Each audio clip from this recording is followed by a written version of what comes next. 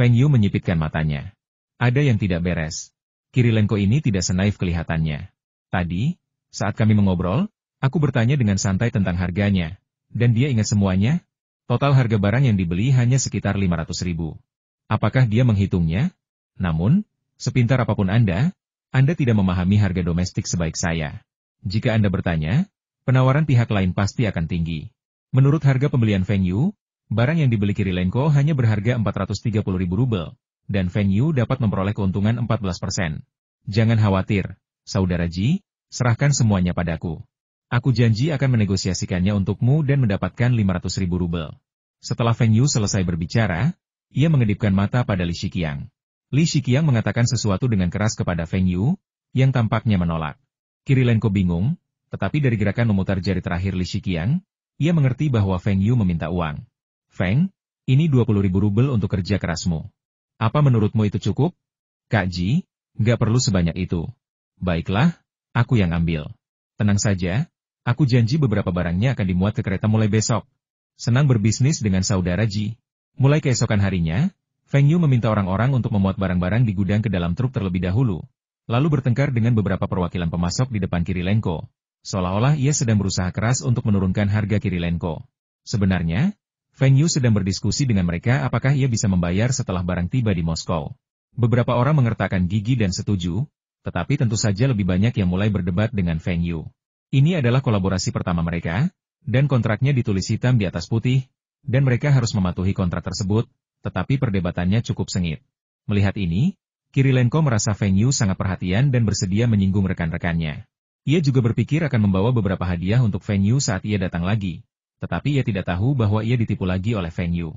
Sekali mendayung, 2 pulau terlampaui. Mereka yang setuju akan dicatat dan pasti akan lebih kooperatif di masa mendatang. Mereka yang tidak setuju, kalau ada yang menggantikan mereka, suruh mereka keluar. Pada hari ketiga, semua barang dimuat ke truk, dan Kirilenko menyerahkan sekantong besar uang tunai kepada Feng Yu. Kirilenko juga mengatakan bahwa membawa uang sebanyak itu bolak-balik itu merepotkan, tetapi membuka rekening internasional terlalu merepotkan, dan akan sulit baginya untuk menarik uang dari Tiongkok. Feng Yu segera berkata bahwa ia akan mencari cara. Kirilenko akan mentransfer uang kepadanya dan ia akan membantu Kirilenko memasukkan perlengkapan yang diperlukan ke dalam mobil. Kirilenko ragu-ragu, mengatakan akan kembali dan memikirkannya, lalu kembali bulan depan untuk membahasnya. Mengingat besarnya jumlah uang yang terlibat, Kirilenko harus berhati-hati. Lain kali, ia akan membawa beberapa orang yang mengerti perdagangan, dan jika memungkinkan, menandatangani kontrak terlebih dahulu. Begitu Kirilenko pergi, kantor Feng Yu sudah penuh sesak. Barang-barang sudah dimuat ke truk. Sesuai kontrak, pembayaran harus dilakukan dalam 1 hari. Bukankah sudah waktunya Anda membayar? Feng Yu melambaikan tangannya dan berkata, ayo, ikut aku ke ban. Ini pertama kalinya mereka bekerja sama, jadi tidak akan ada penundaan atau tunggakan. Mulai sekarang, semuanya tergantung siapa yang lebih jeli melihat harga. Ketika ia tiba di Ban Industri dan Komersial Tiongkok dengan 450.000 rubel, Presiden Ban terkejut. Ini adalah klien besar, yang mampu menarik begitu banyak mata uang asing sekaligus. Tidak masalah, hal-hal khusus akan ditangani secara khusus. Jika tidak ada cukup uang di Ban, tidak masalah. Beberapa perwakilan produsen mengatakan bahwa uang tersebut dapat langsung disetorkan ke rekening pabrik mereka, dan beberapa mengatakan bahwa menerima mata uang asing secara langsung juga tidak masalah. Menerima valuta asing secara langsung, Presiden sama sekali tidak akan melakukannya. Saat ini, valuta asing adalah komoditas yang berharga. Ia langsung meminjam uang tunai dari Ban Provinsi dan menukarkan semua rubelnya. Setelah orang-orang itu pergi, Presiden Ban itu memegang tangan Feng Yu dan bertanya-tanya dari mana Feng Yu memperoleh valuta asing itu. Setelah mengetahui bahwa Feng Yu hanya membantu Rusia untuk membuat kesepakatan 1 kali, antusiasme Presiden Ban langsung sirna. Ia berpikir bahwa ia dapat menemukan jalur yang stabil untuk mendapatkan devisa. Feng Yu bersandar di sofa, menyilangkan kaki, dan berkata, Presiden Ju, sebenarnya mungkin untuk memiliki saluran valuta asing yang stabil, tetapi saya memiliki beberapa masalah dengan prosedurnya. Presiden Ju segera meminta seseorang untuk menggantikan Feng Yu dengan secangkir teh yang enak. Bos Feng, beritahu saya kesulitan apa yang Anda hadapi dan lihat apakah saya dapat membantu Anda menyelesaikannya.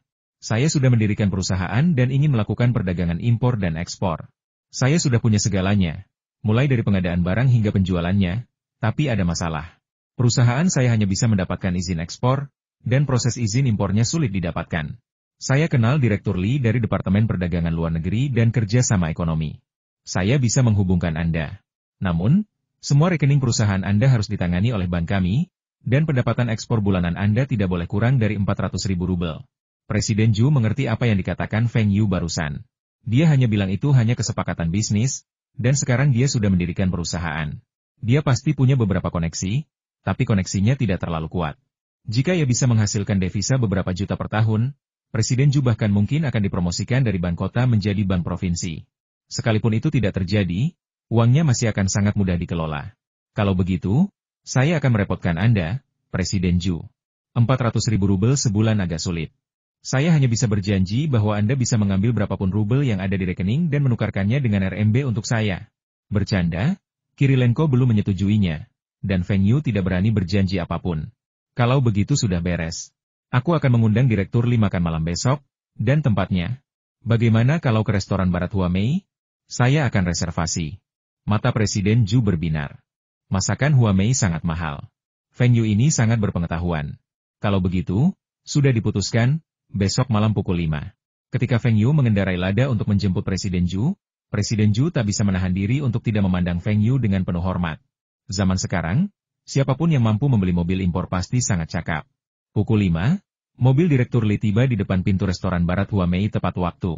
Presiden Zhu melangkah cepat 2 kali, menggenggam tangan kanan Direktur Li dengan kedua tangannya, dan menggoyangkannya ke atas dan ke bawah. Feng Yu hanya mengulurkan satu tangan dan menyentuhnya, yang dianggap sebagai jabat tangan. Direktur Li mengerutkan kening. Pemuda ini agak sombong. Untungnya, Direktur Li sangat puas dengan restoran itu, dan semua hidangan yang dipesan Feng Yu adalah hidangan khas Huamei, termasuk salmon, iga domba, udang bakar, DLL. Setelah makan sebentar, Presiden Zhu berkata, Direktur Li, saya akan merepotkan Anda lagi mengenai persetujuan untuk perusahaan saudara Feng. Direktur Li meletakkan gelasnya dan berkata perlahan, ini tidak mudah. Soal perdagangan ekspor, negara ini sedang mendorongnya. Saya bisa membantu Anda mengurus semua formalitasnya hanya dengan sedikit pemberitahuan. Tapi impor agak lebih sulit sekarang. Direktur Li, kebijakan terbuka negara ini sekarang mendorong kita untuk berdagang impor dan ekspor. Meskipun saya mengimpor, hal itu juga memperkaya produk dalam negeri dan meningkatkan taraf hidup rakyat kita. Maksudmu kamu telah melakukan perbuatan-perbuatan besar? Kata-kata Direktur Li memang kasar dan penuh ironi. Tetapi Feng Yu tidak peduli. Presiden Zhu bahkan lebih cemas daripada dirinya. Ia mendengar bahwa Presiden Zhu memiliki beban kerja valuta asing yang berat tahun ini, dan ia yakin ia tidak akan mampu menangani Direktur Li. Direktur Li, lihatlah koran People's Daily ini. Hubungan negara kita saat ini dengan Uni Soviet adalah momen krusial untuk mencairkan dan memulihkan persahabatan. Ambil contoh klien saya. Mereka mengirimkan barang-barang ke Moskow setiap kali. Ini kesempatan bagus untuk menunjukkan perkembangan negara kita. Ngomong-ngomong soal impor, beberapa barang yang kita butuhkan saat ini belum tersedia untuk diproduksi. Tapi bagaimana jika kita membeli barang-barang Soviet dan menelitinya sendiri? Bukankah itu akan dianggap berkontribusi pada modernisasi nasional? Direktur Li membaca People's Daily. Maknanya sangat jelas. Koran itu mendorong perdagangan impor dan ekspor, terutama dengan Uni Soviet dan Amerika Serikat, dan banyak perjanjian kerjasama ditandatangani. Daerah pesisir berada di depan, dan daerah pedalaman memiliki regulasi ekonomi nasional, tetapi Heilongjiang mereka terletak di daerah perbatasan dan posisi mereka sangat sulit. Dalam rapat kemarin, para pemimpin provinsi juga meminta Kementerian Perdagangan Luar Negeri dan Kerjasama Ekonomi untuk fokus pada perdagangan impor dan ekspor di pelabuhan perbatasan, guna mendorongnya dan meningkatkan taraf hidup masyarakat. Mereka juga meminta kementerian untuk menyusun piagam yang menjamin sejumlah perusahaan impor dan ekspor serta target omzet tertentu tahun ini. Dia sebenarnya khawatir. Hanya sedikit orang yang melakukan perdagangan impor dan ekspor dengan Uni Soviet akhir-akhir ini. Dalam pola pikir Tiongkok, Uni Soviet seperti Big Brother, tidak membutuhkan apapun dari kita. Produk industri Soviet sangat mahal. Jadi bagaimana dia bisa menghasilkan uang? Presiden Zhu juga membungkuk dan berbisik, Direktur Li, tolong bantu saya. Bank saya masih membutuhkan banyak tugas valuta asing. Apa yang dikatakan Direktur Li tadi sebenarnya taktik jual beli barang murahan. Dia sangat berharap ada yang mau mengurus perdagangan impor sekarang agar dia bisa memberikan penjelasan kepada atasannya. Dia juga punya misi. Kalau begitu, aku bisa mempertimbangkannya. Bagaimana kalau begini, Xiao Feng? Datanglah ke kantorku besok, dan aku akan kembali dan mengadakan rapat untuk mempelajarinya. Setelah makan, persetujuan pun difinalisasi. Feng Yu baru ingat setelah pulang bahwa perdagangan Tiongkok Soviet akan mencapai puncaknya tahun ini, dan para petinggi sudah membuka lowongan. Jika ia tetap menjalankan bisnisnya seperti biasa, seharusnya ia bisa mendapatkan persetujuan. Faktanya, perdagangan antara Longjiang dan Uni Soviet tidak pernah berhenti. bahkan selama periode perselisihan dengan Uni Soviet. Tidak ada perdagangan resmi, tetapi penyelundupan terjadi secara besar-besaran. Di musim dingin, begitu sungai membeku, truk bisa langsung melewatinya. Dengan adanya koneksi yang sudah dibangun, para inspektur bisa menutup mata, dan barang bisa mengalir bebas, bukan? Ambil contoh mobil Lada dan Volga. Mobil-mobil tersebut merupakan yang paling banyak di Heilongjiang, dan jumlahnya bahkan jauh melebihi jumlah impor. Keesokan paginya, Feng Yu berkendara ke Departemen Perdagangan Luar Negeri dan Kerjasama Ekonomi. Departemen Perdagangan Luar Negeri dan Kerjasama Ekonomi berbagi gedung kantor dengan beberapa departemen lain, tetapi banyak orang mengantre di pintu masuk departemen lain, tetapi hanya pintu masuk Departemen Perdagangan Luar Negeri dan Kerjasama Ekonomi yang kosong. Dapat dilihat bahwa Direktur Li pasti sedang mengalami masa-masa sulit. Setelah mengetuk pintu, seorang pria yang tampak seperti sekretaris keluar. Setelah Feng Yu menjelaskan tujuannya, ia pun dipersilakan masuk. Direktur Li sedang membaca koran, seolah-olah tidak menyadari keberadaan Feng Yu.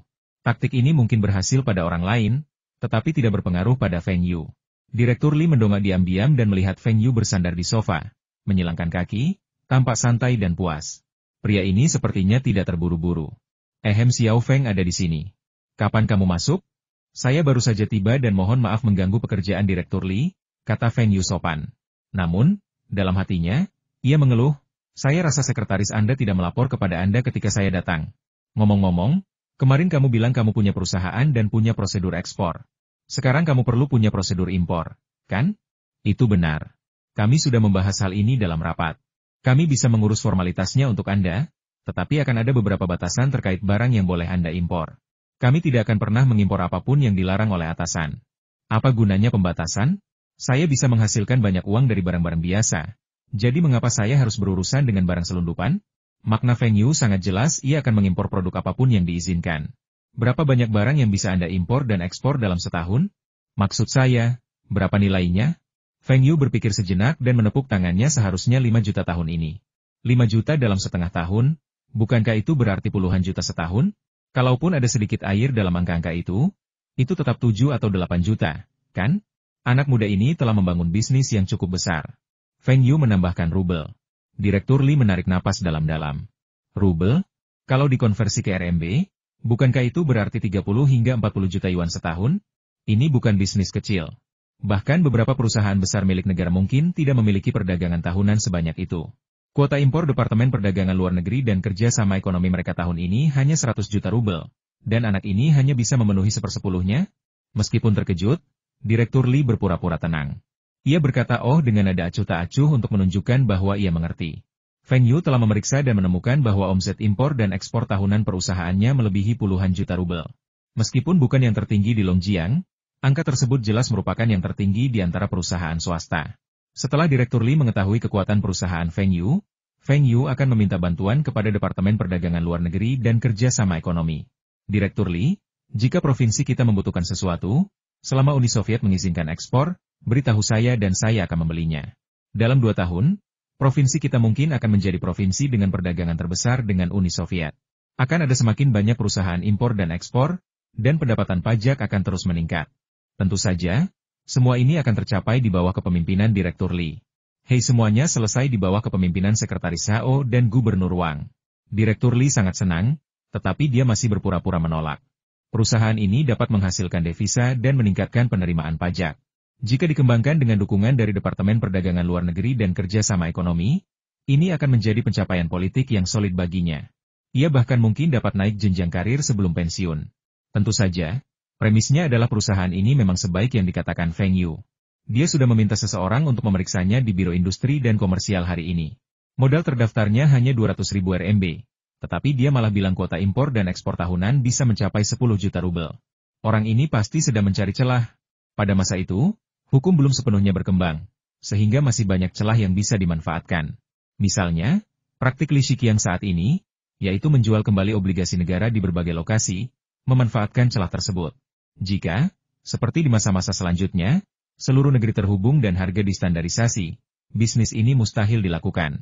Namun kini, hal itu tidak hanya bisa dilakukan, tetapi juga sangat menguntungkan, tidak perlu membayar pajak, dan masuk akal serta legal. Hanya saja, belum banyak orang yang mengetahuinya. Direktur Li tidak peduli bagaimana Feng Yu memanfaatkan celah tersebut. Selama ia bisa membantu departemen menyelesaikan misinya, Ia tidak peduli dengan hal lain. Jika orang ini tertangkap basah memanfaatkan celah tersebut, itu akan lebih baik lagi. Harta bendanya akan disita. Direktur Li yakin ia bisa menjadikan perusahaan Taihua ini sebagai anak perusahaan Departemen Perdagangan Luar Negeri dan Kerjasama Ekonomi. Yang penting dengan perusahaan swasta pertama, dia bisa memberi penjelasan kepada atasannya dan membuat mereka lebih memperhatikan departemennya. Lihatlah aula-aula lainnya, semuanya penuh sesak oleh orang, tetapi aula Kerjasama Ekonomi dan Perdagangan Luar Negeri sepi. Ambil catatan ini dan temui Wakil Direktur Zhang. Dia akan memberitahu Anda apa yang harus dilakukan dengan prosedur yang relevan. Setelah menerima surat persetujuan, Feng Yu memeriksanya. Sepertinya tidak ada tanda yang jelas di sana. Konon ada misteri di tanda tangan pemimpin, bahkan tanda bacanya pun misterius. Namun, Feng Yu tidak melihat satupun. Terima kasih, Direktur Li. Setelah persetujuan selesai, Direktur Li bisa menyarankan tempat untuk kita berkumpul. Saya ingin mendengar arahan dari Direktur Li. Direktur Li sangat puas dengan sikap Feng Yu, tapi lupakan saja soal makanannya. Para petinggi sedang menyelidiki dengan sangat ketat sekarang, dan ia terutama takut Feng Yu akan memanfaatkan celah dan tertangkap. Apa yang akan ia lakukan jika ia terlibat? Sambil memegang catatan Direktur Li, Feng Yu menemukan kantor Wakil Direktur Zhang. Ketika Feng Yu melihat Wakil Direktur Zhang, ia merasa familiar. Ia kemudian melihat peraturan di dinding dan melihat orang yang bertanggung jawab, Zhang Ruiqiang, dan Feng Yu akhirnya teringat. Bukankah Wakil Direktur Zhang calon wali kota Harbin? Ia juga dikritik habis-habisan oleh publik selama reformasi BUMN tahun 1997. Namun kemudian, banyak orang mengatakan ia benar. Jika ia tidak mengambil langkah drastis saat itu, orang-orang itu akan tetap di PHK dan hidup dengan tunjangan hidup minimum. Dan mereka tidak akan menikmati kehidupan yang baik seperti yang mereka nikmati di kemudian hari. Ini masalah besar. Dia bisa menjadi pemimpin di sebuah kementerian di masa depan. Jika Anda merekrutnya sekarang, akan ada banyak keuntungan di masa depan. Namun, saya tidak menyangka dia akan berada di posisi bergaji rendah seperti Kementerian Perdagangan Luar Negeri dan Kerjasama Ekonomi. Bagaimana saya bisa menjalin hubungan dengannya? Sepertinya saya harus bekerja keras. Saya tidak meminta orang ini untuk banyak membantu Feng Yu di masa depan. Saya hanya meminta agar dia bisa bersikap adil dan mencegah Feng Yu mendapat masalah. Dalam beberapa tahun, perusahaan Feng Yu akan semakin besar. Jika Anda tidak mencari masalah, masalah akan datang kepada Anda. Direktur Zhang, saya di sini untuk menangani prosedur impor perusahaan. Feng Yu menghilangkan kata wakil. Bukankah kedengarannya lebih baik? Direktur Zhang mengangkat kepalanya dan berkata, apakah Anda sudah membawa semua materinya? Bawa ke sini agar saya bisa melihatnya. Zhang Ruiqiang membolak-balik dokumen yang telah disiapkan Feng Yu sejak lama. Ia telah menyiapkan semua yang dibutuhkan, tetapi manajer umum perusahaan itu tampaknya bukan orang yang ada di depannya. Siapa Feng Xingtai? Kenapa dia tidak datang? Itu ayahku. Dia sedang menghubungi perwakilan penjualan. Direktur Zhang, apakah menurutmu kita butuh materi lain? Tidak masalah. Isi saja formulir ini dan tinggalkan materinya di sini. Ayo ambil seminggu lagi. Feng Yu merasa sedikit kecewa. Mengapa mereka tidak mempersulitnya? Agar ia bisa menemukan cara untuk memperbaiki hubungannya? Namun di saat yang sama, semuanya terasa biasa saja. Jika Direktur Zhang tidak memiliki reputasi yang baik, bagaimana mungkin ia bisa mendapatkan promosi setinggi itu di masa depan? Setelah meninggalkan Departemen Perdagangan Luar Negeri dan Kerjasama Ekonomi, Feng Yu sangat bersemangat. Setelah prosedur ekspor selesai, perusahaannya akan menghasilkan banyak uang. Feng Yu mengirim semua anak muda di perusahaan untuk melakukan riset pasar. Kalian tidak tahu apa itu riset pasar? Tidak masalah. Pergilah saja ke pasar dan toko-toko besar, lalu tanyakan apa yang sedang laris di Uni Soviet, atau barang-barang Soviet apa yang ingin kalian beli yang tidak tersedia di sana. Meskipun para pemuda ini belum berpengalaman, mereka bersedia menanggung kesulitan dan semuanya cukup pintar. Sayangnya, setelah melepaskan mereka semua, Feng Yu menyesalinya. Ia sendirian di gudang besar itu, tanpa seorang pun untuk diajak bicara. Menatap kantor yang kosong tanpa komputer, bahkan TV pun tidak. Ruangan itu pengap dan pengap, tanpa angin sama sekali. Feng Yu hanya bisa menenangkan diri dan mulai menyusun peraturan perusahaan. Saat itu, inspirasi tiba-tiba datang, dan ide-ideku mengalir deras. 108 ide tidaklah cukup. Apakah 1008 ide terlalu banyak? Saat Feng Yu sedang menulis pasal 368, para pemuda itu kembali, semuanya berkeringat deras. Saat itu baru musim panas, dan cuacanya sudah sangat panas. Ayo kita beli kipas angin besok. Cuaca ini benar-benar menyesakan, gumam Feng Yu. Manajer Feng, berapa harga kipas angin listrik? Kipas angin itu boros listrik. Kita bisa pakai kipas angin daun palem saja. Seorang pemuda merasa malu. Bulan lalu ia tidak banyak bekerja, dan menganggur setiap hari di paruh kedua bulan itu. Manajer Feng malah bilang akan tetap memberinya gaji 100 yuan. Di mana bisa menemukan orang sebaik itu? Kau harus menabung untuknya. Feng Yu mengedipkan matanya dan bertanya, berapa harga kipas angin listrik? Yang termurah di mall harganya lebih dari 100, dan yang bagus harganya 4 atau 500. Apa-apaan ini? Kipas angin listrik sekarang mahal sekali.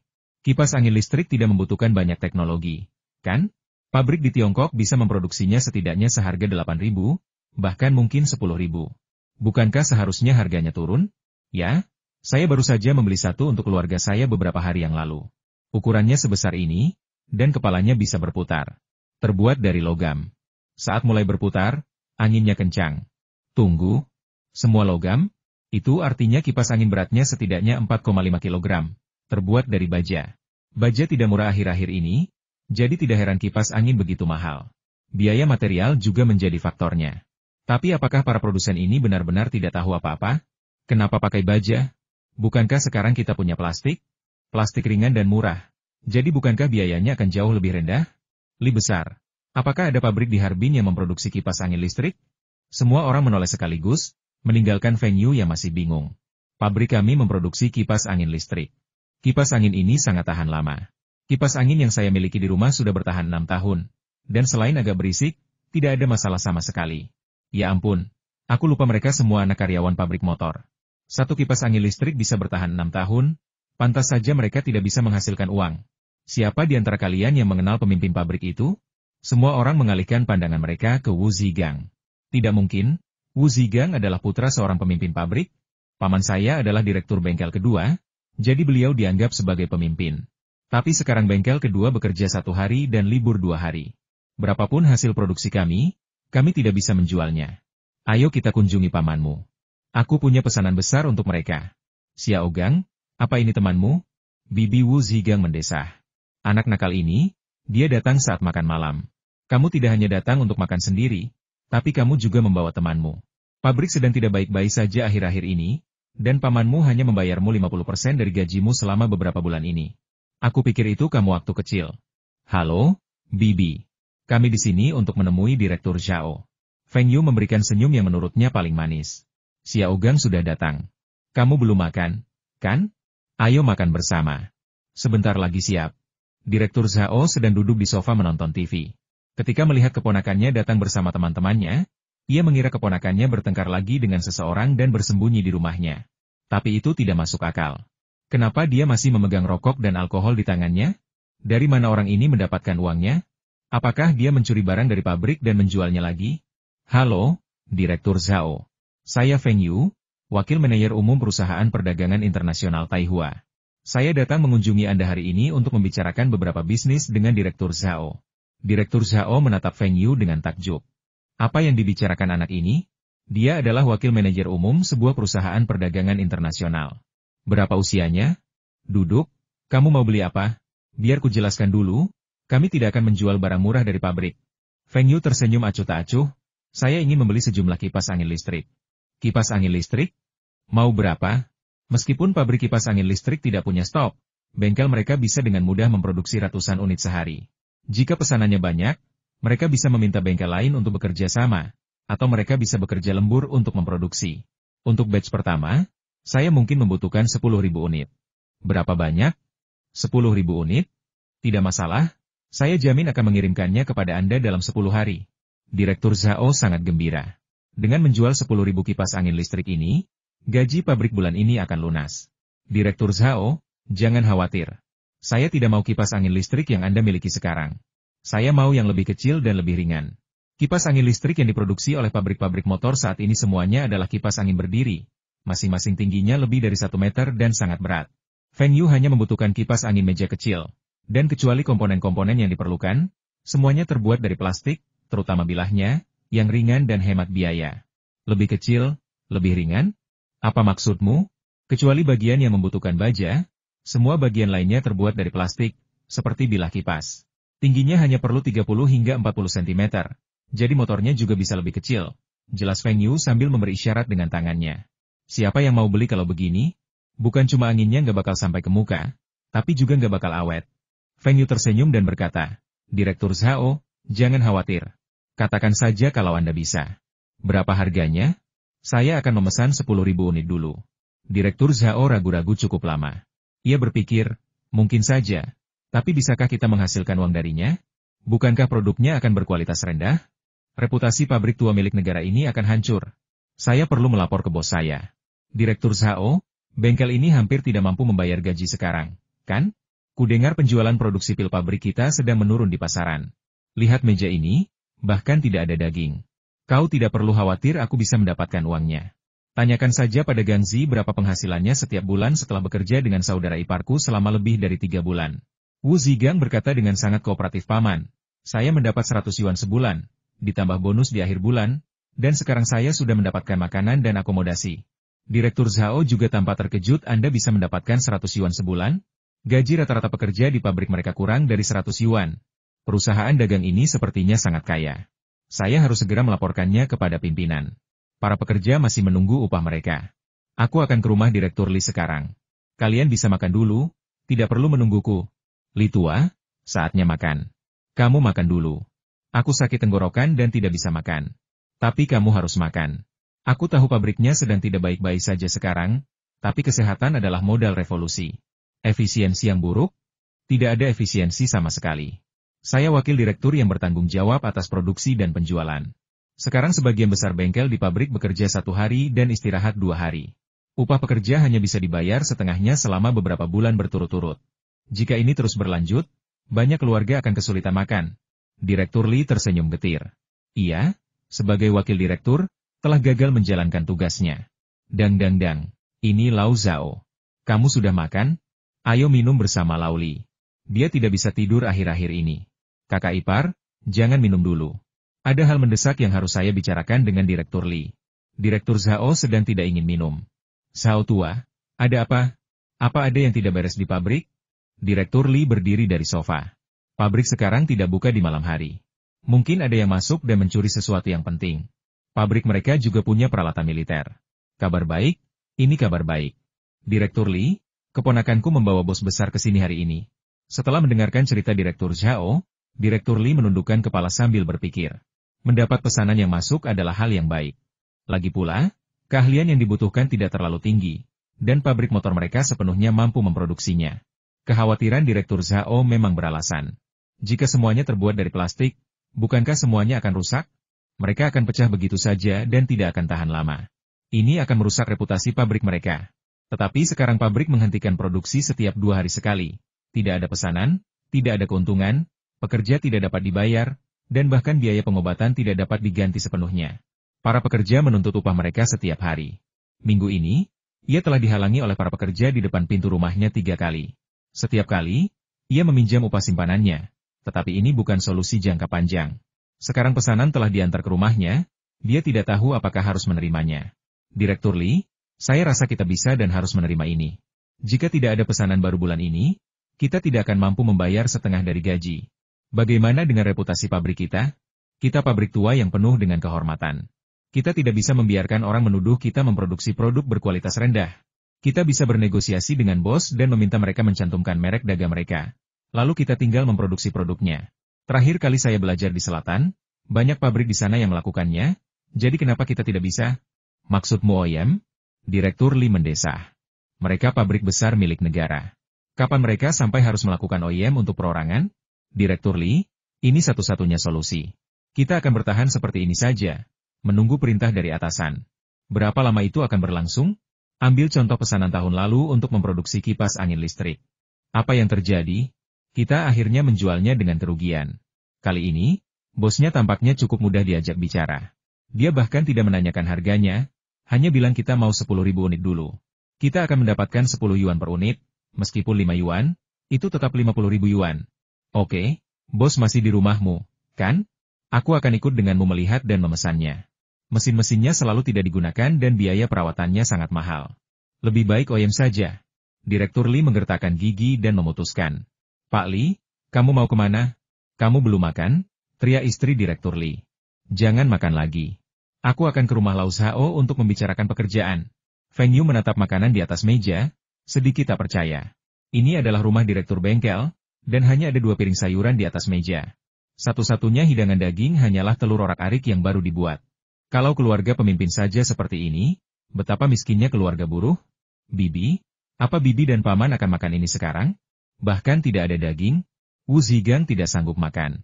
Setelah mulai bekerja di perusahaan Taihua, ia mendapat makanan dan akomodasi gratis, serta daging untuk setiap makan. Ia menjadi pemilih soal makanan. Ini sudah cukup untuk dimakan. Pamanmu dan para pemimpin lainnya sudah meminjamkan semua uang mereka kepada para pekerja. Kalau kamu mau makan daging, bahkan telur sekalipun, kita cuma bisa makan sekali atau 2 kali sebulan di rumah. Wu Zigang tidak tahu bahwa pabriknya berada dalam kondisi seburuk itu. Bagaimanapun, ia memberi keluarganya 60 atau 70 yuan setiap bulan, dan keluarganya hidup jauh lebih baik daripada saat ia menganggur.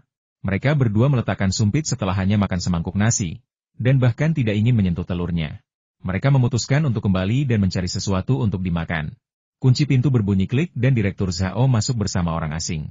Direktur Li ada di sini. Sudah makan? Istri Direktur Zhao segera berdiri.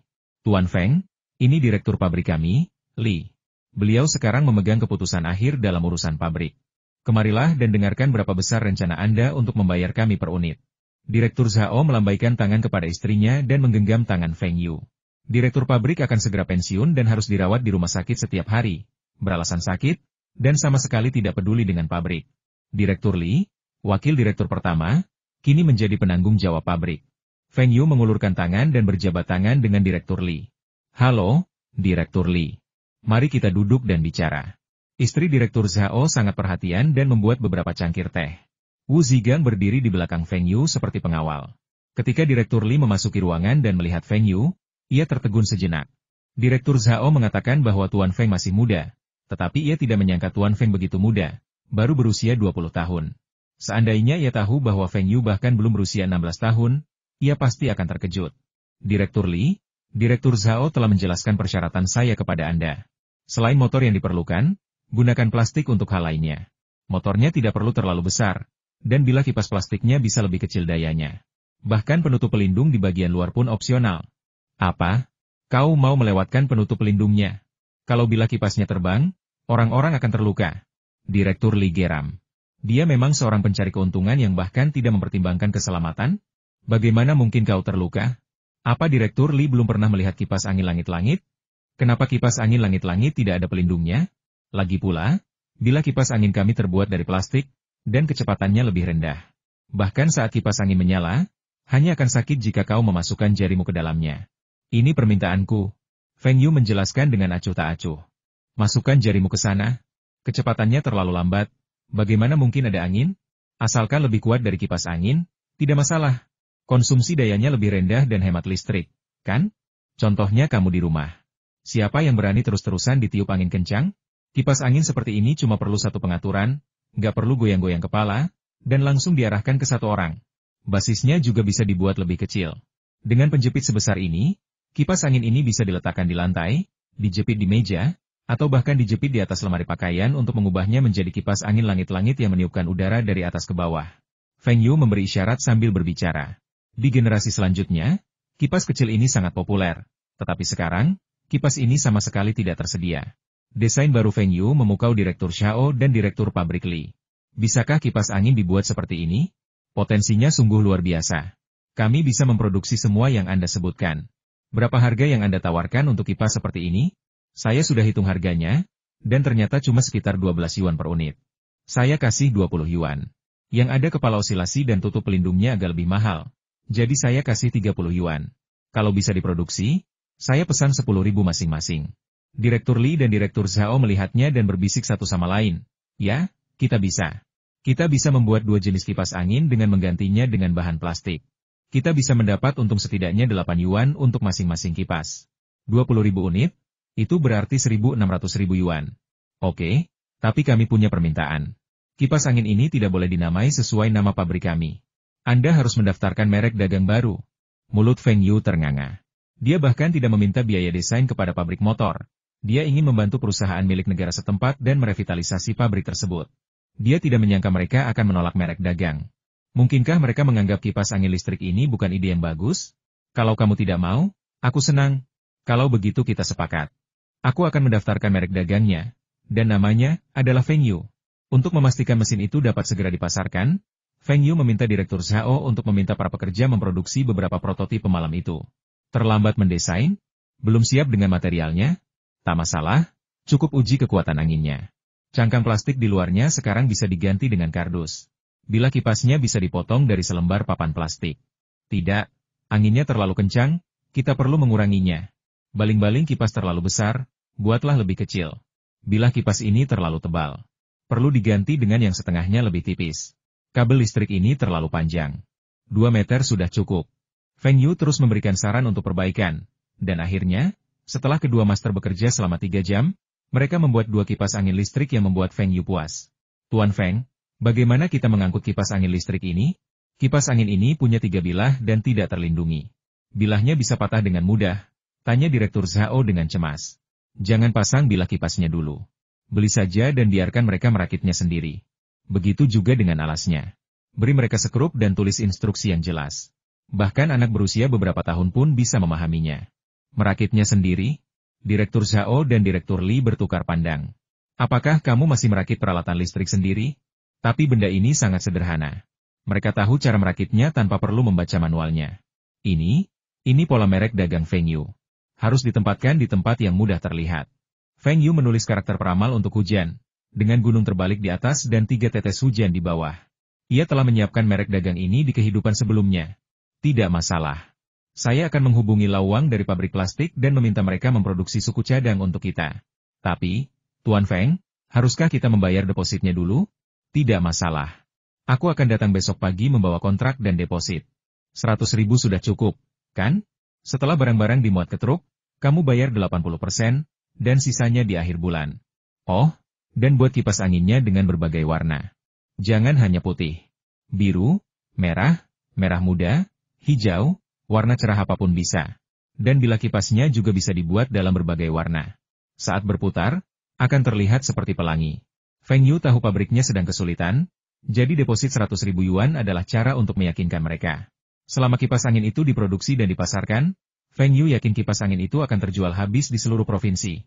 Direktur pabrik, Li, dengan yakin menyatakan bahwa ia dapat memproduksi 20.000 kipas angin dalam 5 hari. Semua bengkel kini beroperasi penuh, dengan para pekerja bekerja dalam 3 shift. Jika bukan karena kekhawatiran tentang efisiensi pabrik plastik, Direktur Li bahkan akan menjamin bahwa 20.000 kipas angin dapat diproduksi dalam 3 hari. Keesokan harinya, Feng Yu menandatangani kontrak, membayar deposit, dan pergi ke Biro Perindustrian dan Perdagangan untuk mendaftarkan merek dagang tersebut. Merek dagang itu sungguh aneh, dan belum pernah ada yang mendaftarkannya. Yang terpenting sekarang adalah menemukan saluran penjualan. Kipas angin listrik merek Feng Yu kurang dikenal. Bagaimana jika tidak ada yang mengenalinya saat kita memasarkannya? Bagaimana jika tidak ada yang tahu tentang mereka? Padahal sudah ada kipas angin listrik seharga beberapa puluh yuan? Tidak masalah, cukup iklankan saja. Surat kabar harian Longjiang. Seorang bos besar datang ke kantor presiden hari ini dan berkata dia ingin memasang iklan di surat kabar, dan dia menginginkan halaman yang besar. Pada masa itu, tidak seperti masa-masa setelahnya, ketika lebih dari separuh surat kabar diisi dengan iklan, surat kabar masa kini memiliki lebih sedikit halaman tetapi lebih banyak konten, dengan hanya beberapa iklan di tengahnya. Kali ini, Feng Yu tidak ingin membeli versi jahitan tengah. Dia ingin membeli seluruh edisi, dan dia ingin membelinya untuk seminggu penuh. Tuan Feng, halaman ini seharusnya hanya memuat berita. Kami belum pernah memasang iklan sebelumnya. Kami tidak punya presiden untuk ini. Presiden agak malu. Tuan Feng baru saja meminta untuk membeli 1 halaman untuk seminggu, yang lebih mahal daripada biaya iklan di halaman tengah selama sebulan. Presiden Sang, kami punya lebih dari 1 surat kabar di Longjiang. Selain surat kabar harian, kami juga punya surat kabar sore dan surat kabar live. Lihat surat kabar ini, tata letaknya surat kabar live. Lihat, mereka memotong halaman dan menyelipkan beberapa trivia harian di antaranya. Tapi, tahukah Anda, potongan itu sebenarnya iklan elektronik Jepang. Presiden Zhang memeriksanya dan menyadari bahwa memang demikian adanya. Karena televisi sekarang mengizinkan iklan, surat kabar pun tentu saja mengizinkannya. Namun, ia masih agak ragu. Ini 1 halaman penuh.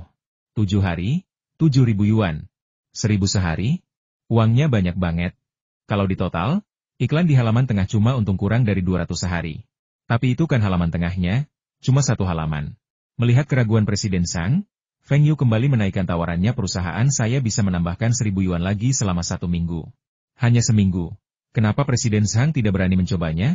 Jika pendekatan ini berhasil, pendapatan bulanan surat kabar akan meningkat signifikan. Karyawan surat kabar pasti akan berterima kasih kepada Presiden Zhang. 14.000, 14.000 dan aku setuju. 2.000 sehari? Terlalu mahal. Setengah halaman di live newspaper cuma 500 sehari. Aku sudah memberimu harga tertinggi. Volume penjualan kami lebih tinggi daripada live news, kata Presiden Zhang. Tapi kami menjual komoditas, dan live newspaper lebih menyasar kelompok konsumen kami. Jadi, 9.000 yuan seminggu. 10.000, setidaknya 10.000. Ini seluruh halaman, bukan setengah halaman. Buat kesepakatan, Feng Yu mulai menulis slogan iklan, mendesain tata letak, dan meminta agar iklan dimulai besok. Ketika Presiden Zhang melihat desain iklan yang diberikan Feng Yu, ia merasa seolah-olah kepala Feng Yu terbentur pintu. Kau menghabiskan begitu banyak uang, dan ini iklannya? Kalau tidak bisa memperkenalkan perusahaannya, minimal perkenalkan produsennya, atau mungkin perkenalkan teknologi canggihnya, harganya, kualitasnya, dan sebagainya. Tapi cuma itu saja yang Anda tulis? Jadi, dengan halaman sebesar itu, Anda hanya menggunakan beberapa lusin kata setiap hari. Bukankah itu mubazir? Iklan kecil di tengah saja sudah cukup. Tanggal 1 Juli adalah hari libur besar Tionghoa. Pada hari ini, banyak orang pergi bekerja dan membaca koran seperti biasa. Hah? Ada apa dengan versi ini? Ketika Anda membuka seluruh halaman, Anda akan melihat 3 slogan yang menarik perhatian. Ikutilah partai dengan sepenuh hati dan buatlah kemajuan yang konstan dalam 4 modernisasi. Rayakan ulang tahun partai dan tulis babak baru bagi Tiongkok. Bila seluruh bangsa loyal kepada partai, akan ada pelangi setelah badai. Hari ini adalah hari ulang tahun partai, jadi wajar saja jika tata letaknya seperti ini. Tapi apa yang dilakukan koran itu? Tata letaknya sangat berantakan. Ketiga slogan itu tidak terbaca secara horizontal maupun vertikal, melainkan dalam 3 arah. Kok bentuknya kayak kipas angin listrik? Lagi pula, kalau rangka luarnya disambung, ternyata memang kipas angin listrik. Hanya pada baris paling bawah terdapat kalimat yang berbeda kipas angin listrik merek Feng Yu. Mitra baik Anda di musim panas. Iklannya memang dibuat, tetapi tidak berpengaruh. Tidak ada yang memperhatikan kipas angin listrik merek Feng Yu ini, dan tidak ada yang mau membelinya. Kipas angin listrik murah harganya lebih dari 100 yuan, dan yang mahal harganya beberapa ratus yuan. Mereka yang mampu sudah membelinya, dan mereka yang tidak mampu masih belum mampu membelinya sekarang. Feng Yu tidak peduli. Ini hanyalah serangkaian iklan, dan keuntungannya baru akan terasa di akhir. 7 hari sudah lebih dari cukup bagi orang-orang untuk mengingat kipas angin listrik merek Feng Yu ini. Ada masalah lain yang lebih penting saat itu perusahaan Taihua memiliki sisa saldo kurang dari 300.000 yuan di pembukuannya. Setelah pabrik motor selesai berproduksi, Feng Yu tidak akan mampu membayar sisa 400.000 yuan untuk menerima barang tersebut. Tapi Feng Yu sudah memikirkan solusi yang bagus. Manajer Su, lama tidak bertemu. Hei, Bos Feng, apa yang membawamu ke sini? Wajah manajer Su berseri-seri saat melihat Feng Yu. Dengan pria ini dan bos Rusianya di sini, dia pasti bisa menghabiskan sebagian besar stok barangnya yang belum terjual. Saya di sini untuk memberi uang kepada manajer Su lagi. Mendengar Feng Yu mengatakan ini, wajah manajer Su dipenuhi senyum. Benar saja, dia mengirimkan uang. Ini adalah sponsor besar. Apa yang ingin kamu beli kali ini dan berapa banyak yang ingin kamu beli? Jangan khawatir, kami jamin kerugian terbaik untukmu. Saya tidak akan membeli apapun kali ini. Saya ingin manajer Su membantu saya menjual barang-barang. Senyum manajer Su langsung lenyap. Menjual barang? Ia masih punya banyak barang dagangan yang belum terjual di tokonya. Sejak semua orang diizinkan membuka toko, toko-toko kecil bermunculan di mana-mana, yang berdampak serius pada bisnis koperasi pasokan dan pemasaran. Lagi pula, hal baik apa yang bisa dimiliki Feng Yu? Koperasi pasokan dan pemasaran memiliki segalanya. Dan mereka semua adalah teman lama yang telah bekerja sama dengannya selama bertahun-tahun. Mereka memberinya hadiah saat festival dan hari raya. Bisakah dia memutuskan hubungan dengan teman-teman lama itu? Jual barang? Apa yang kamu jual? Xiao Feng, koperasi pasokan dan pemasaran kami punya semua yang kamu butuhkan. Dan di sini benar-benar tidak ada counter untuk menaruh barang lain. Manajer Su mengubah alamat Feng Yu dari Bos Feng menjadi Xiao Feng, dan perubahan sikapnya terlihat jelas. Kipas angin listrik. Kipas angin listrik? Sebaiknya kau cari di tempat lain. Saat ini tidak dijual di pusat perbelanjaan. Dan kalaupun tidak banyak orang yang akan datang ke koperasi pemasok dan pemasaran untuk membelinya. Manajer Su menolak mentah-mentah. Kipas angin listrik, apalagi sekarang cuaca sedang menghangat, sulit ditemukan bahkan saat cuaca sedang panas-panasnya. Biasanya, kipas angin listrik dibeli sebagai barang utama oleh pasangan pengantin. Manajer Su, jangan khawatir. Dengarkan saja saya. Model penjualan kipas angin listrik saya berbeda dari yang lain. Saya akan menitipkan kipas angin ini kepada Anda dengan harga tetap. Untuk setiap kipas angin yang saya jual, saya akan memberi Anda keuntungan 3 hingga 5 yuan. Jika saya tidak bisa menjualnya, saya akan mengambil semuanya. Beli gratis? Jual saja di sini? Bayar kami kalau laku? Kalau tidak laku, dia ambil semua? Mantap, nggak rugi, nggak ada modal yang terikat. Sekarang musim panas, jadi kenapa tidak biarkan dia menyimpan beberapa? Tidak, 3 atau 5 yuan. Apa menurutmu koperasi pemasok dan pemasaran kita semudah itu diakses? Barang-barang yang kita jual di koperasi pemasok dan pemasaran kita semuanya berkualitas tinggi. Kamu harus memberi kami setidaknya 10 yuan untuk setiap barang. Manajer Su memikirkannya dengan matang. Kipas angin listrik termurah harganya lebih dari 100 yuan. Jadi bagaimana mungkin keuntungannya kurang dari 30 atau 40 yuan? Dia hanya menginginkan 10 yuan. Dan itu karena Feng Yu tidak ingin dia membayar pembeliannya. Manajer Su, kipas angin listrik kami tidak semahal itu, dan keuntungan kami juga tidak banyak.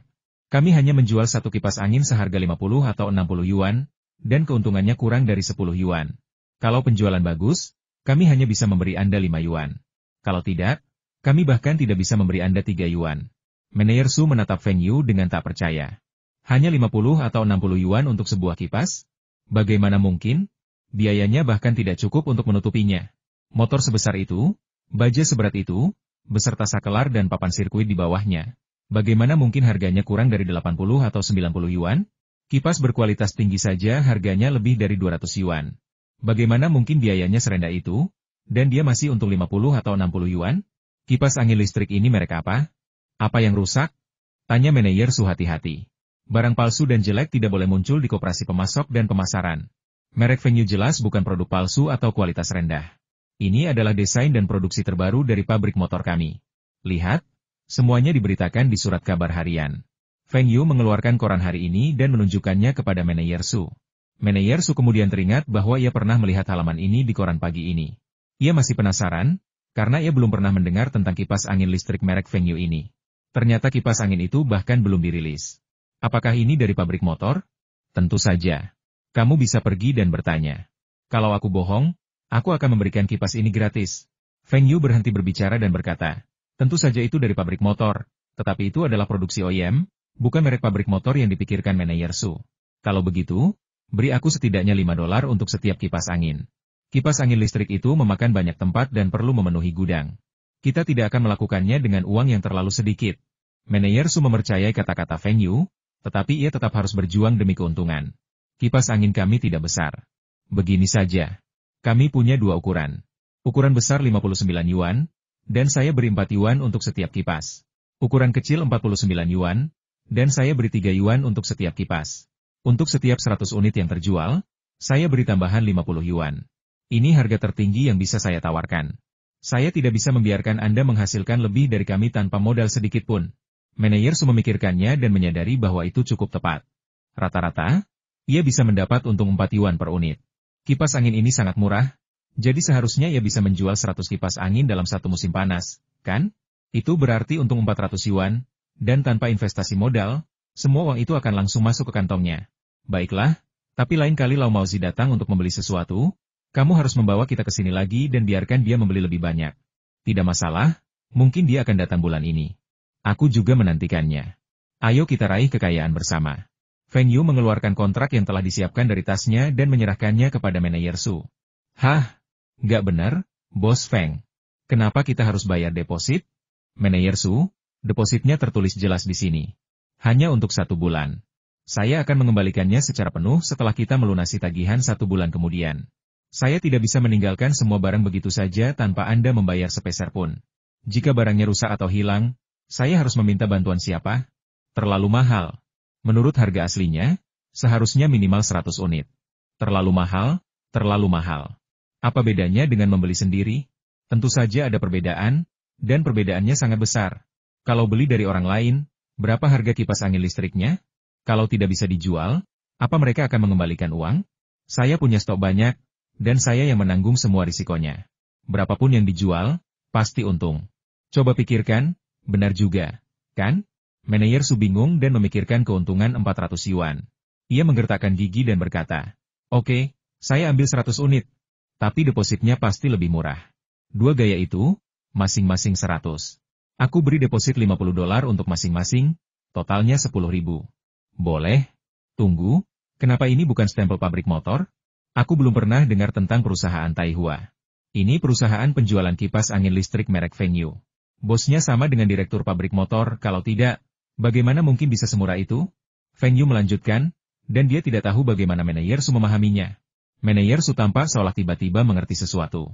Pantas saja seperti ini. Tapi siapa peduli?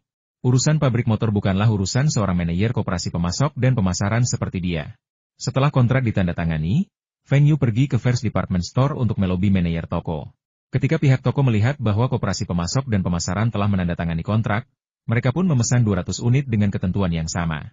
Kemudian, muncullah toko-toko serba ada kecil di setiap distrik.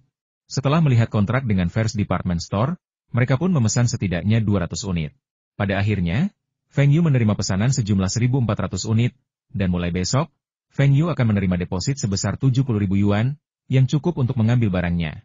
Dalam beberapa hari terakhir, banyak orang di Harbin telah menemukan fenomena aneh sebuah halaman di Longjiang Daily sekarang hanya memuat beberapa kalimat setiap hari. Hari ini aku bilang, hari ini musim panas yang terik, tapi angin sepau-sepau bertiup. Kemarin aku bilang, mataharinya terik, tapi hadiah yang baik sedang dikirimkan. 2 hari yang lalu aku bilang. Namun di bagian bawah setiap halaman, terdapat slogan iklan kipas angin listrik merek Fengyu, mitra baik Anda di musim panas. Selama 5 hari berturut-turut, setiap kali orang membaca koran, mereka akan melihat tata letak unik ini, dan tata letak ini dengan cepat menjadi topik pembicaraan setelah makan malam, bahkan melampaui berita bahwa Legal Daily telah memecahkan kasus pembunuhan. Dulu, berita seperti ini menjadi fokus pembicaraan semua orang. Ketika Fengyu mendengar orang-orang membicarakan kipas angin listrik merek Fengyu di jalan, ia tahu iklannya sukses. Sekarang, ketika orang bertanya tentang kipas angin listrik, mereka secara naluriah akan langsung teringat merek Fengyu. Pada hari kelima, pabrik motor telah menyelesaikan produksi 20.000 kipas angin listrik dengan bekerja lembur, dan 80% pembayaran telah dibayarkan. Namun, Fengyu tidak mengambil semua barang, melainkan hanya mengambil 2.000 unit. Orang-orang di pabrik motor juga merasa aneh. Meski hanya 80%, mereka tetap untung. Bos Feng sudah membayar, tapi tidak mengambil barangnya. Mungkinkah dia mencoba mengembalikan barangnya? Direktur Li dan Direktur Zhao juga membahas bahwa jika Fengyu meminta pengembalian, mereka sama sekali tidak akan setuju. Mereka juga secara khusus memberitahu Fengyu bahwa ia harus membayar sisa pembayaran sebelum akhir bulan. Jika tidak, pabrik mereka akan menyita semua barang. Jika produk cacat ini tidak dapat dijual, mereka dapat diberikan kepada karyawan sebagai gaji. Intinya, biayanya sudah kembali. Fengyu mengabaikan pemberitahuan dari pabrik motor. Gudangnya sudah penuh. Setelah mengirimkannya ke berbagai toko dan koperasi pemasok serta pemasaran, masih tersisa 600 unit. Jika 20.000 unit itu dikeluarkan semua, gudangnya harus diperluas setidaknya 10 kali lipat. Dia punya gudang kosong milik pabrik motor, jadi mengapa tidak memanfaatkannya?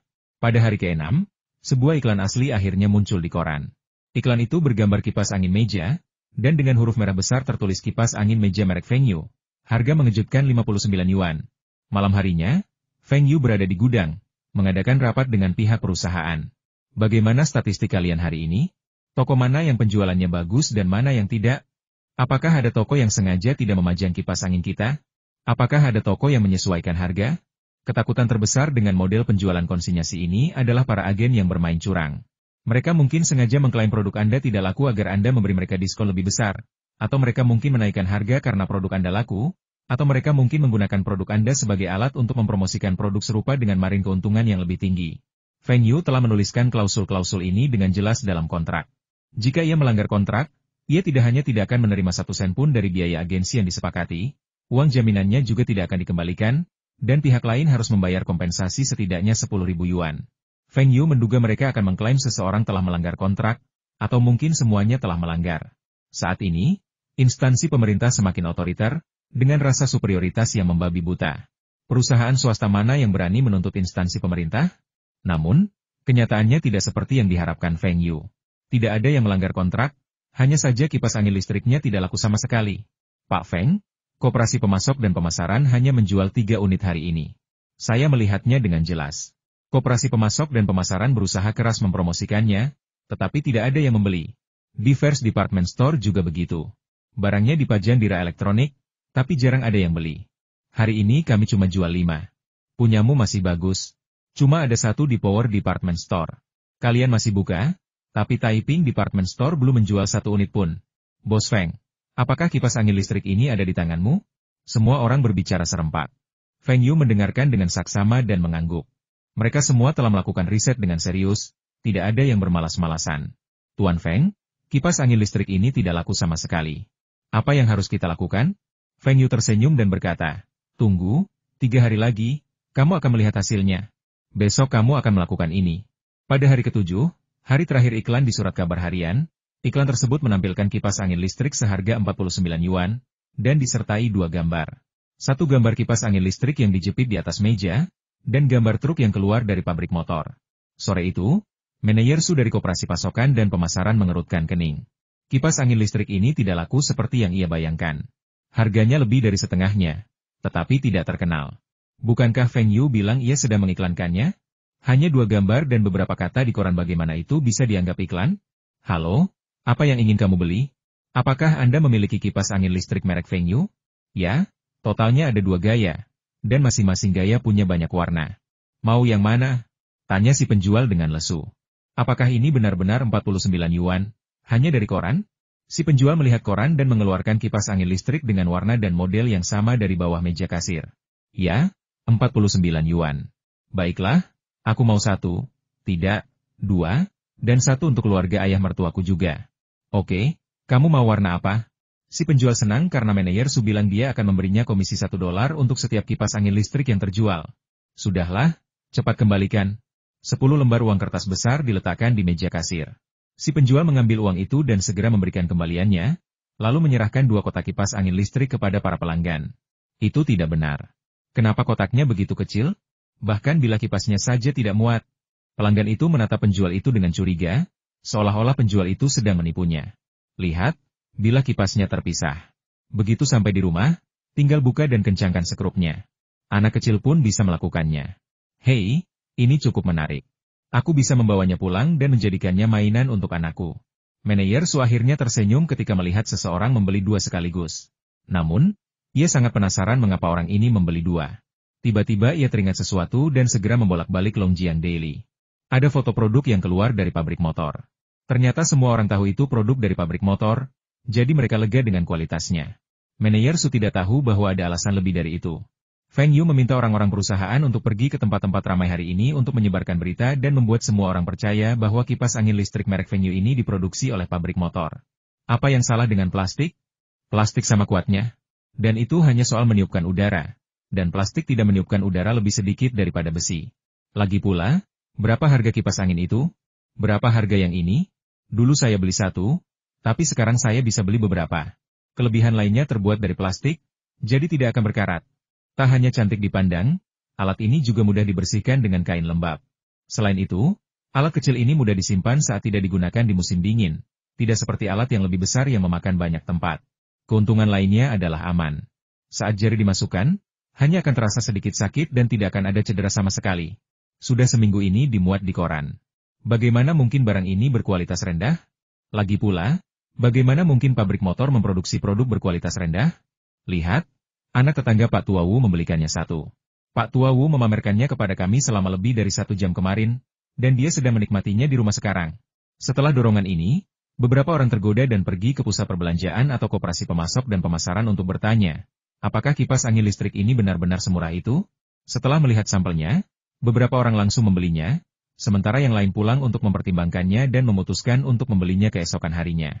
Sore itu, lebih dari 100 kipas angin listrik dijual di pusat perbelanjaan besar dan koperasi pemasok dan pemasaran di seluruh kota, dan hanya 3 diantaranya merek lain, sisanya semua merek Feng Yu. Mustahil. Saya membaca koran selama seminggu dan mendapati bahwa setiap kali orang membicarakan kipas angin listrik, entah kenapa, reaksi pertama adalah merek Feng Yu. Awalnya saya tidak ingin membeli merek Feng Yu, tetapi saya berubah pikiran untuk sementara waktu. Kipas angin listrik merek Feng Yu sedang hits. Selama 3 hari berturut-turut, lebih dari 100 kipas angin terjual setiap hari, dan jumlahnya terus bertambah. Banyak orang bercerita dalam percakapan mereka bahwa putra mereka baru saja membelikan mereka kipas angin listrik, seperti membeli TV berwarna besar di masa lalu. Manajer Su sudah menelepon dan ingin 200 lagi. Mal tutup lebih awal, jadi banyak orang tidak punya waktu untuk pergi karena pekerjaan. Koperasi pasokan dan pemasaran berbeda. Koperasi pasokan dan pemasaran tutup pukul 8 malam.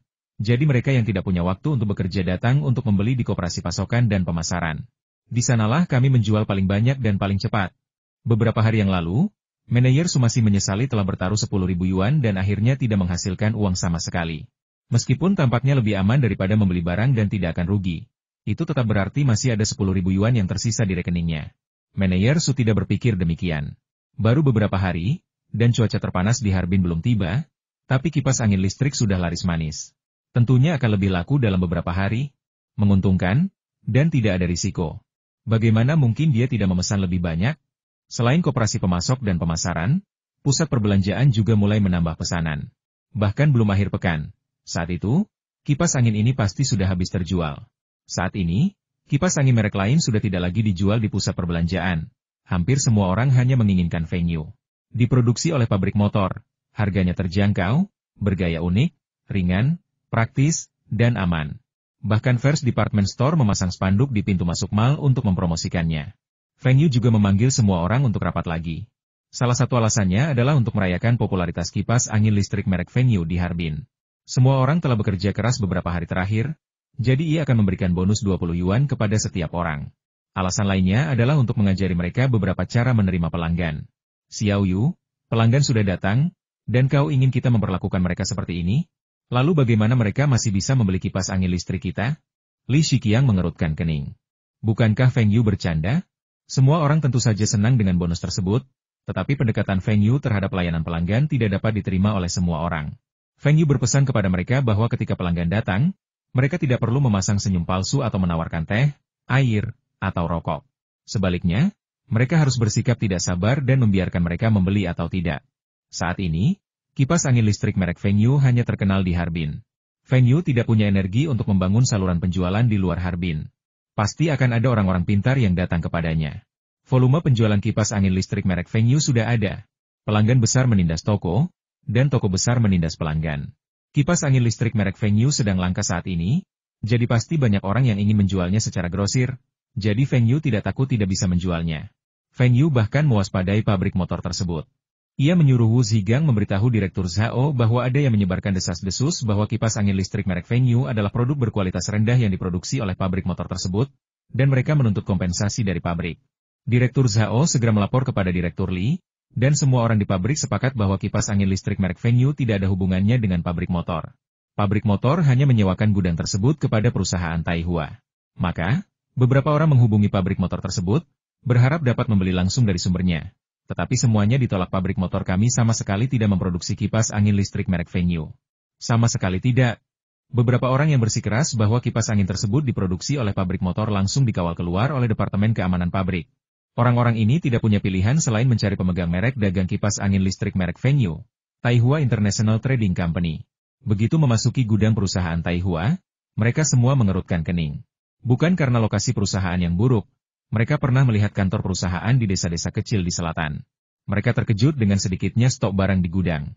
Hanya beberapa ratus unit, kan? Mungkinkah stok barang mereka menipis? Permisi, apakah ini perusahaan Taihua? Apakah kipas angin listrik merek Feng Yu dari perusahaan Anda?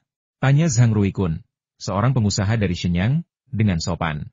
Siapa kamu? Kipas angin listrik merek Feng Yu milik perusahaan kami. Apa hubungannya denganmu? Tanya Wu Zigang sambil menyipitkan mata. Zhang Ruikun tertegun sejenak. Mengapa orang-orang di perusahaan ini bersikap seperti itu? Namun, demi menghasilkan uang, ia bertahan. Ini kartu nama saya. Saya manajer umum Jinyuan Trading Company. Saya ingin berbicara dengan manajer perusahaan Anda. Aku sibuk. Bos kita sibuk. Apa kau tidak lihat aku juga sibuk? Kerjakan saja apa yang perlu kau lakukan.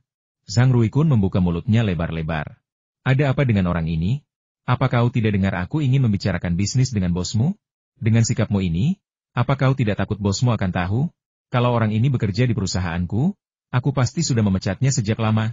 Tunggu sampai aku bertemu bosmu. Zhang Ruikun memaksakan senyum lagi, lalu mengeluarkan sebungkus rokok double happiness dari sakunya, menyalakan sebatang rokok, dan menyodorkannya kepada orang di depannya. Saudaraku, silakan merokok. Keluar. Ini gudang. Bolehkah kami merokok di sini? Senyum Zhang Ruikun membeku. Ia dengan canggung mengembalikan rokoknya, berpikir sejenak, lalu menyerahkan seluruh bungkus rokok itu kepada pria itu. Jangan marah, Bung. Ini salahku. Kau boleh ambil rokok ini. Aku di sini untuk membicarakan pembelian dengan bosmu.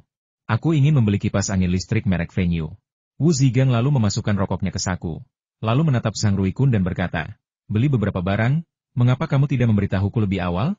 Zhang Ruikun ingin menangis, tetapi air matanya tak keluar. Aku ingin bertanya, apakah kau memberiku kesempatan untuk mengatakannya? Namun, ia tak mau mengatakannya, dan mengangguk sambil tersenyumnya. Ya, aku lupa mengatakannya. Wu Zigang memberikan ekspresi yang mengatakan, ini semua salahmu, dan bertanya perlahan. Jadi, berapa banyak unit yang kamu rencanakan untuk dijual? Penjualan konsinyasi? Zhang Ruikun tampak bingung. Apa maksudmu dengan penjualan konsinyasi? Aku ingin membeli sejumlah barang dan menjualnya di Shenzhen. Membeli barang? Membeli barang bukan pilihan, kita hanya bisa menjualnya secara konsinyasi. Kita tidak punya banyak barang sekarang, bahkan tidak cukup untuk menjualnya sendiri. Wu Zigang melambaikan tangannya, berbalik, dan hendak melanjutkan pekerjaannya. Zhang Ruikun meraih Wu Zigang dan berkata, saudaraku, kurasa kau punya pengaruh di perusahaan ini, ya? Tolong bantu aku mempromosikan dan menjual beberapa.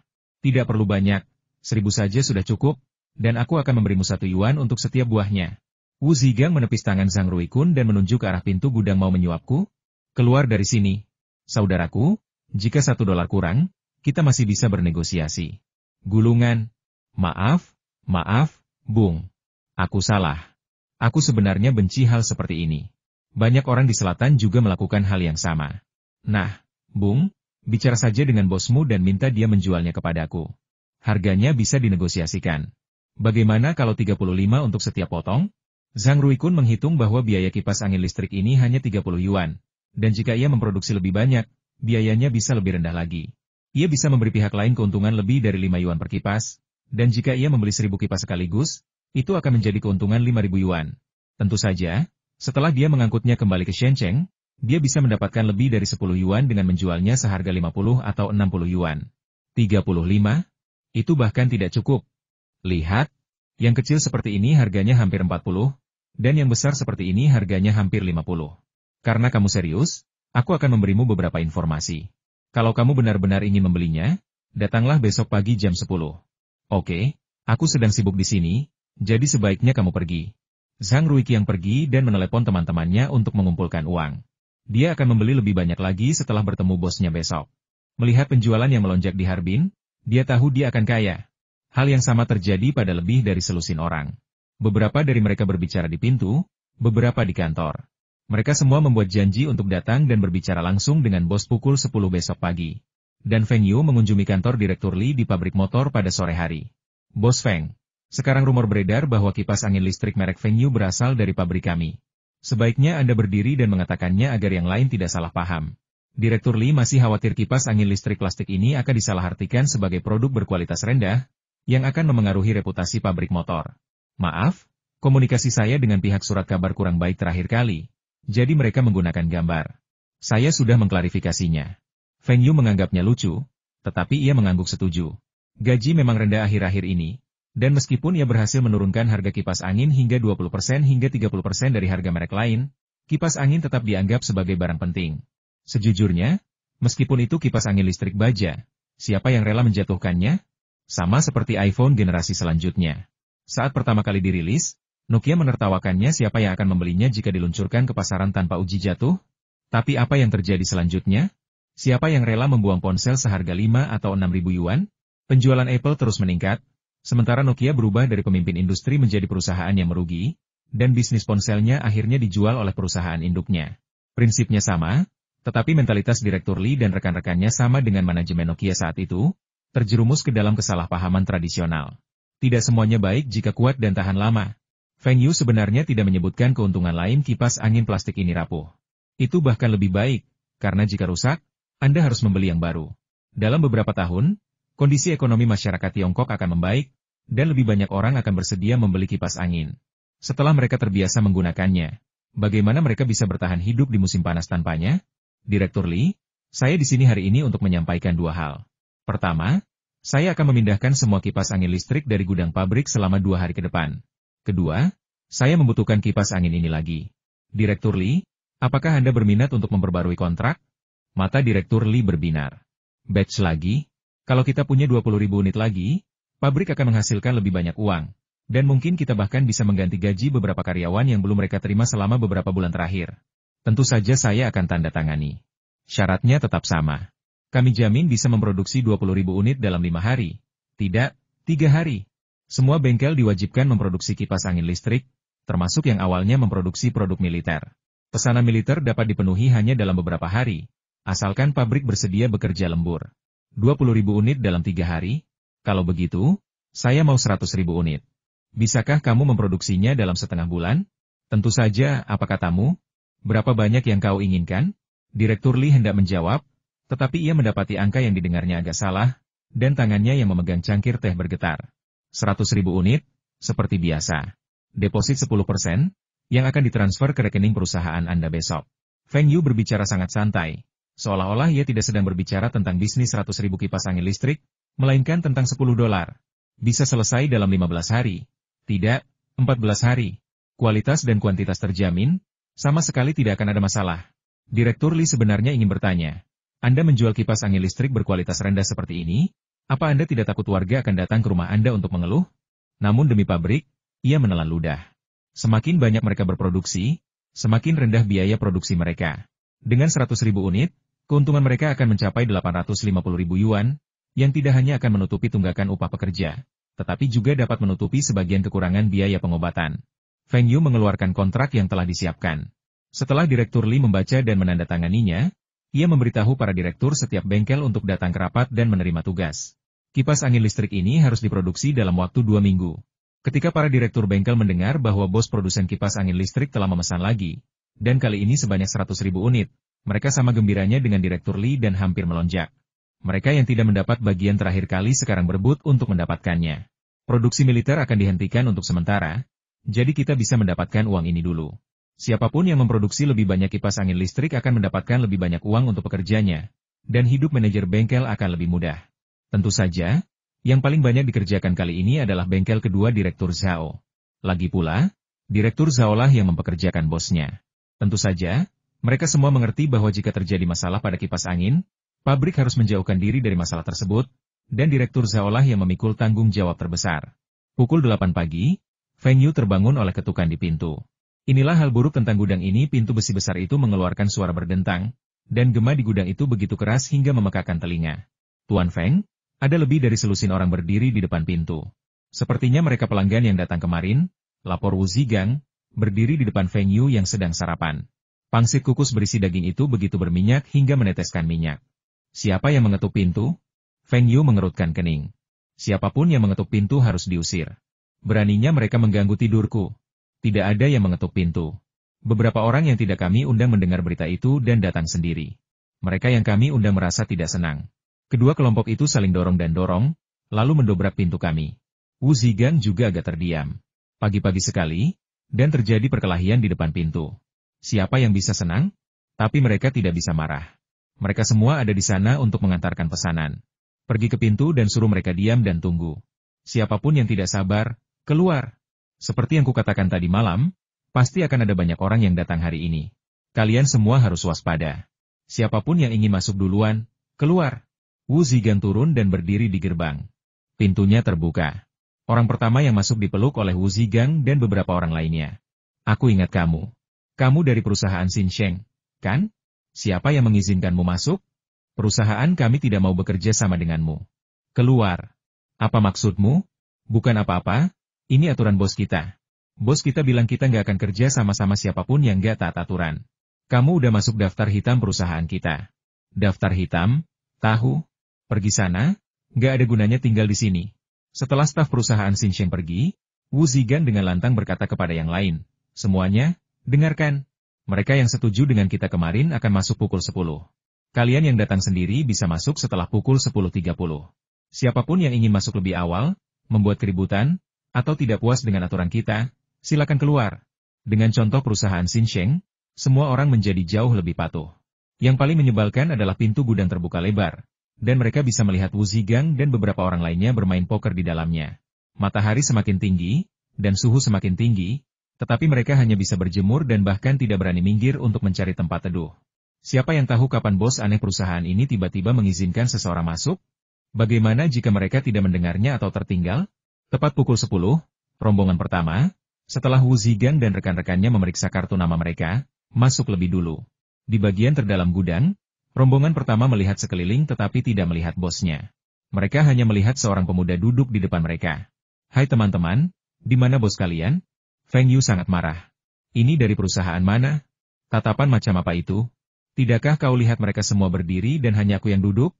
Kamu, pergilah, perusahaan kami tidak mau bekerja sama denganmu. Wu Zigang memperkenalkan di saat yang tepat ini Tuan Feng dari perusahaan kami. Dialah yang Anda cari. Pria itu tercengang. Anak ini bosnya? Apa dia baru 20 tahun? Dia hendak mengatakan sesuatu ketika Wu Zigang dan yang lainnya menggendongnya keluar. Semua orang juga tampak tegas. Kemarin mereka merasa semua karyawan di perusahaan ini sangat arogan. Tetapi hari ini mereka menyadari bahwa mereka semua belajar dari atasan. Atasanlah yang sebenarnya arogan. Orang-orang dipecat jika mereka tidak sependapat. Ini benar-benar menunjukkan seperti apa bos sebuah perusahaan berdasarkan kualitas karyawannya. Mereka bertahan hanya demi menghasilkan uang. Feng Yu menatapnya, dan Wu Zigang mengeluarkan setumpuk formulir, menyerahkan satu kepada setiap orang, dan meminta mereka untuk mengisinya. Ketika mereka melihatnya, mereka melihat nama perusahaan, sifat perusahaan, orang yang dapat dihubungi, informasi kontak, DSB, yang dapat mereka pahami, tetapi apa item terakhir, harga grosir kipas angin listrik yang dapat diterima? Mereka melihat sekeliling, bingung harus mulai dari mana. Ini terlalu mahal. Bagaimana kalau Tuan Feng yang eksentrik ini menjual dengan harga semahal ini? Siapapun yang mengisi angka tertinggi akan menjadi sasaran kritik publik. Mengisi angka yang terlalu rendah juga tidak akan berhasil. Mereka semua bisa membayangkan apa yang akan dikatakan bos Feng kamu mengisi angka terendah. Jelas kamu tidak tulus. Keluar dari sini. Tiba-tiba, mereka menyadari bahwa bos Feng sepertinya tidak memperhatikan mereka. Mereka berdiskusi dengan tenang dan memutuskan untuk menyamakan harga. Dengan begitu, semua orang akan memberikan harga yang sama, yang berarti persaingan yang adil. Setelah berdiskusi panjang, semua orang memutuskan untuk memilih dua model kipas angin, masing-masing seharga 40 yuan dan 48 yuan. Mereka juga saling mengawasi, mencegah orang membayar lebih awal atau terakhir, dan menunggu untuk membayar bersama. Feng Yu hanya melirik satu gambar, tidak melihat yang lain. Ia mengangguk dan berkata, "Yah, kalian cukup tulus. 40 dan 48 yuan per unit. Meskipun kita hampir kehilangan keuntungan dengan harga segitu, harganya masih bisa diterima untuk tahap promosi awal. Itu harganya." Ada yang tidak setuju, tak seorang pun berkomentar, dan Feng Yu sangat puas. Lihat, membunuh ayam untuk menakut-nakuti monyet ternyata cukup efektif. Berapa banyak unit yang Anda rencanakan untuk dibeli? 1000. Seseorang berteriak dengan berani. Melihat Feng Yu tidak mengusir pria itu, yang lain juga mulai meminta lebih. Ada yang meminta 800, ada yang meminta 1500, dan yang tertinggi adalah 5000. Pria gemuk berbahu lebar ini, dengan penampilan seperti seorang pencari untung, kini memandang para pesaingnya dengan kepala tegak. Ia berasal dari selatan, tempat cuaca panas berlangsung lebih lama, dan pasarnya jelas lebih besar daripada di utara. Pada saat ini, Wu Zigang, yang telah mengatur meja di samping, menyerahkan tabel berisi statistik kepada Feng Yu. Wah, 4 provinsi tumpang tindih, dan lebih dari selusin provinsi kosong. Sekarang izinkan saya memberitahu Anda tentang peraturan perusahaan kami. Ketika para bandar mendengar Feng Yu mengatakan ini, mereka semua berpikir, sekarang kamu di sini, aku tahu kamu masih punya aturan. Semua orang telah melihat betapa larisnya kipas angin listrik merek Feng Yu kami di Harbin, ibu kota provinsi paling utara Tiongkok. Kalau tidak, Anda tidak akan datang kepada kami. Musim panas di provinsi lain lebih panas daripada di Heilongjiang. Jadi kami bisa memperkirakan penjualan kipas angin yang kuat. Awalnya kami berencana membangun saluran penjualan sendiri, tetapi karena Anda sudah di sini, kami akan memberi Anda kesempatan. Namun, perusahaan kami berencana merekrut hanya satu distributor di setiap provinsi. Distributor yang namanya sudah dipanggil akan berdiri di sebelah kiri, dan yang namanya belum dipanggil akan berdiri di sebelah kanan. Wu Zigang membacakan nama-nama distributor di provinsi yang sama dengan lantang. Mereka saling memandang dan dengan enggan berdiri di sebelah kiri Feng Yu. Mereka yang namanya tidak terbaca menghela napas lega. Sepertinya mereka tidak punya pesaing. Itu aturan pertama. Sekarang aturan kedua, distributor umum provinsi harus mengirimkan minimal 5000 unit setiap kali. Standar ini berdasarkan standar orang gendut itu. Siapapun yang tidak bisa melakukannya, silakan pergi sekarang. Kali ini, pria gemuk itu tidak sombong. Yang lain memelototinya. Meskipun kaya dan berkuasa, auranya langsung melemah. Di saat yang sama, ia mengutuk Feng Yu dalam hati, kau jelas-jelas hanya ingin lebih banyak pedagang grosir, kenapa harus aku yang disalahkan? Siapa yang mau berhenti? Kipas angin listrik merek Feng Yu memang terjangkau, dan sekarang musim panas telah tiba, musim puncak penjualan. Dengan pasar provinsi yang mencapai 5000 unit, menjualnya bukanlah masalah sama sekali. Jika mereka tidak punya cukup modal, mereka bisa meminjam. Jika tidak bisa meminjam, mereka bisa mencari orang lain untuk bekerja sama. Singkatnya, mereka tidak boleh melewatkan kesempatan langka ini. Jika mereka mundur kali ini, mengingat temperamen Bos Feng, dia pasti tidak akan bekerja sama dengan mereka lagi. Kamu bisa, kan? Bagus. Kalau begitu, aku kasih tahu aturan ketiga bayar dulu, isi belakangan. Ini agak sulit. Saat ini, banyak bisnis membayar sebagian uang dan kemudian mengembalikannya setelah penjualan. Namun, mereka menyadari bahwa jika ada yang tidak setuju, Bos Feng pasti akan menunjuk pintu dan menyuruh mereka keluar. Aturan 4 harga eceran di provinsi Anda masing-masing tidak boleh melebihi 15% dari harga eceran di Harbin. Anda tidak boleh menjual barang ke provinsi lain. Jika saya mengetahuinya, denda pelanggaran kontrak adalah 500.000. Mereka tidak bisa merebut pasar, yang membuat beberapa pedagang yang punya ide sedikit risih. Lupakan saja, kalau mereka tidak mau merebutnya, ya sudahlah. Lagi pula, kalaupun mereka menjualnya, apakah mereka masih akan direbut oleh perusahaan Taihua ini? Aturan nomor 5, Anda tidak boleh merusak merek kipas angin listrik venue kami, maupun reputasi perusahaan Taihua kami. Jika produk palsu atau tiruan muncul di pasar Anda harus segera mencari cara untuk menghentikannya atau memberitahu perusahaan kami. Begitu kipas angin listrik merek venue mencapai pasar selatan, orang-orang selatan, dengan kecerdasan dan keberanian mereka, niscaya akan segera meluncurkan produk tiruan. Terus terang, kipas angin listrik ini tidak memiliki kandungan teknologi sama sekali. Dengan puluhan ribu pabrik kipas angin listrik di Tiongkok, setiap pabrik dapat memproduksi kipas angin listrik yang sama. Begitu produk palsu bermunculan, kipas angin listrik merek venue tidak lagi menjamin keuntungan tinggi. Saat ini, ia menghasilkan rata-rata 19 yuan per unit. Dengan 100.000 unit, keuntungannya akan mencapai 1,9 juta yuan. Modal awal venue hanya sedikit di atas 300.000 yuan. Sayangnya, persiapan venue terlambat. Seandainya ia punya dana 2 bulan lebih awal, ia pasti sudah menyiapkan lebih dari 500.000 unit dan membangun saluran penjualan sendiri, sehingga produsen-produsen tiruan itu kehilangan pangsa pasar. Yang lebih membuat venue frustrasi adalah ia tidak bisa mengajukan paten untuk kipas angin listrik ini. Kalaupun bisa, dengan kecepatan proses kantor paten, prosesnya akan memakan waktu setidaknya 6 bulan. Setelah 6 bulan, musim dingin pasti sudah tiba. Siapa lagi yang mau membeli kipas angin listrik di luar wilayah pesisir tenggara? Kipas angin listrik adalah bisnis satu kali. Tahun ini bagus, tapi tahun depan sudah habis. Feng Yu bahkan bisa menebak bahwa tahun depan, orang-orang ini mungkin akan membeli dari tempat lain atau mendirikan pabrik sendiri. Namun, musim panas yang singkat ini saja sudah cukup bagi Feng Yu untuk mengumpulkan kekayaan jutaan dolar. Sebenarnya, Feng Yu awalnya ingin membuat 108 aturan, tetapi dia takut jika dia mengucapkannya keras-keras, dia akan menakuti para pemuda pemberi uang yang datang ke rumahnya sambil melambaikan cek. Bagaimanapun, kelima poin ini sudah cukup. Jika dikerjakan dengan baik, kipas angin listrik merek venue masih bisa diproduksi tahun depan. Sekalipun tidak dikerjakan dengan baik, hal ini dapat memastikan pasar kipas angin listrik merek venue tidak akan terpengaruh tahun ini. Pada saat ini, para pedagang di 4 provinsi yang tumpang tindih juga mencapai kesepakatan. Tidak ada yang bersedia mundur, sehingga mereka memutuskan untuk berbagi pasar. Feng Yu tentu saja tidak akan menolaknya. Tidak banyak orang di sini yang bisa membeli 5.000 kipas angin listrik sekaligus, dan kebanyakan dari mereka harus meminjam uang atau mencari orang lain untuk bekerja sama. Yang mengejutkan Feng Yu adalah pesanan dari keempat provinsi ini masing-masing melebihi 5.000 unit. Mereka telah membagi wilayahnya sendiri, dan mereka tahu berapa banyak yang bisa mereka jual di setiap wilayah. Ketika pria gemuk itu mendengar bahwa ia bisa mendapatkan lebih dari 5.000 unit, matanya berbinar. Karena ia bisa mendapatkan lebih banyak barang, bisakah ia mengontrak 2 provinsi? Ini tidak melanggar aturan, kan? Setelah jumlah unit yang ingin dibeli kelompok orang ini dihitung, ternyata ada 181.000 unit.